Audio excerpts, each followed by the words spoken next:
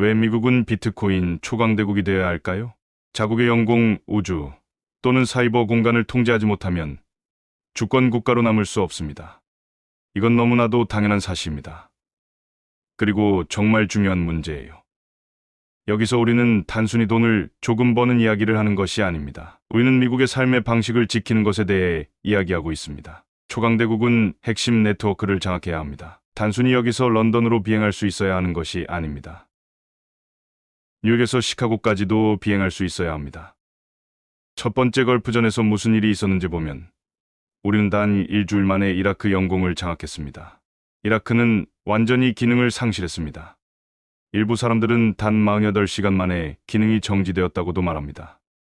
미국이 영공을 통제하지 못하게 되면 이 나라는 48시간도 제대로 작동하지 못할 것입니다. 우리는 이를 어떻게 보호해야 할까요? 우리는 공군 기지가 있고 군용 항공기가 있습니다. 이것은 계속 발전하고 있으며 앞으로도 진화할 것입니다. 드론과 매우 정교한 방어 시스템이 존재합니다. 우리는 해상 항로를 개방해야 합니다. 이것은 천년 동안 변하지 않은 진리죠. 카르타고인들은 이 사실을 알고 있었습니다. 그래서 로마가 그들을 멸망시켰죠. 카르타고인은 베네치아 함대를 파괴했습니다. 지중해에 있는 모든 항구는 베네치아의 항구이기도 했고 로마의 항구이기도 했으며 카르타고와 페니키아의 항구이기도 했습니다.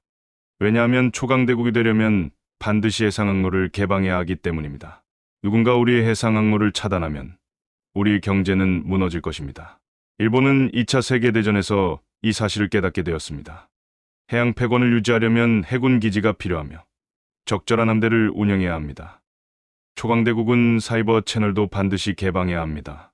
그게 무슨 뜻일까요? 이는 디지털 정보가 오가는 통신 채널을 의미합니다. 하지만 그것은 디지털 에너지가 오가는 채널이기도 합니다. 저는 단순히 신호를 전달할 수 있어야 할 뿐만 아니라 100억 달러 규모의 자금도 이동시킬 수 있어야 합니다. 저는 단순히 전 세계적으로 사이버 채널을 개방하는 것만이 아닙니다. 뉴욕과 도쿄 사이에서 정보를 주고받거나 에너지를 이동시키고 싶은 것만이 아닙니다. 만약 미국 내에서 사이버 공간을 통제하지 못하면 뉴욕과 시카고 사이에서도 정보를 이동시킬 수 없습니다. 사이버 공간을 잃으면 결국 디지털 경제도 잃게 됩니다.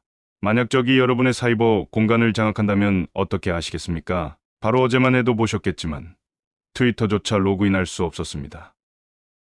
그렇다면 은행 계좌에 로그인할 수 없게 된다면 어떻게 되겠습니까? 사이버 패권을 확보하려면 비트코인과 채굴자들이 필요하며 그들은 ASIC 전문 채굴기를 가동하여 디지털 에너지의 장벽을 형성합니다.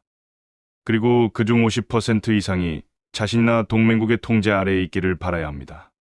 사이버 공간을 소유한다는 것은 무슨 의미일까요? 비트코인 초강대국이 되고 싶다면 우선 비트코인을 보유해야 합니다. 하지만 그것만으로는 충분하지 않습니다.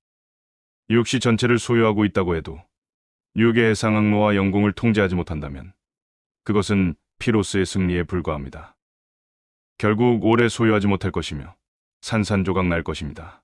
네트워크를 반드시 통제해야 합니다. 사이버 네트워크, 즉 전 세계를 흐르는 디지털 에너지 네트워크를 장악해야 합니다.